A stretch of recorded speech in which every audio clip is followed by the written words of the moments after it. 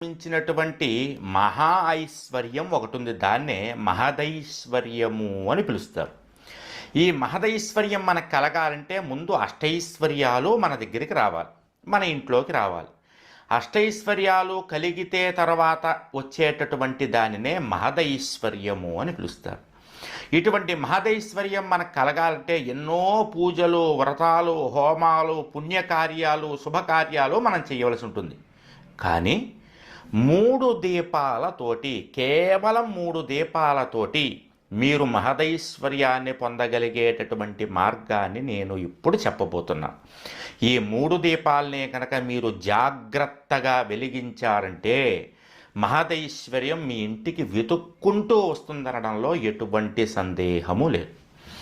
ఆ 3 దీపాలు ఏమిటి? సూర్యోదయానికి ముందు వెలిగించేటటువంటి దీపము. ఇంట్లో